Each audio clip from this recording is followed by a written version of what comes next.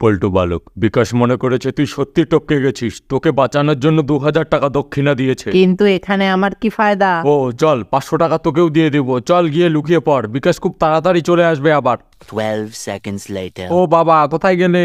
বিকাশ, আমি এদিকে রে। ও বাবা, আমার বন্ধু পল্টুকে জীবিত করো। হ্যাঁ বৎস, করছি, চল আমার সাথে। হিড়িং বিড়িং পো পো পো পো পো, হিড়িং বিড়িং বিকাশের বন্ধুর পকট হইং।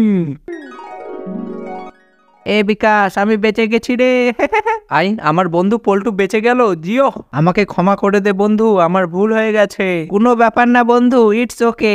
চামেলির কি খবর বন্ধু? ভাগ শালা, ও ধোকাবাজের কথা বলিস না। আমাকে ধোকা দিয়ে অন্য কাউকে বিয়ে করে নিয়েছে, আমার আইফোনও নিয়ে ভেগে গেছে। কোনো ব্যাপার না বন্ধু, ওইসব মেয়ের চক্করে আর পড়িস না, ঠিক আছে? ঠিক আছে বন্ধু। পল্টু আর বিকাশের মধ্যে আবার বন্ধুত্ব হয়ে গেল, আর চামেলি চম্পকলালের সাথে বিয়ে করে সুখে সংসার করতে লাগলো, আর আমাদের ভম্বল বাবা নিজের ব্যাংক ব্যালেন্স চেক করতে লাগলো। বিকাশ প্রথমে 3000 টাকা, তারপর 2000 টাকা দিল, তার থেকে 500 টাকা পল্টুকে দিয়ে দিলাম, আমার বেঁচে থাকলো 4500 টাকা। বাহ,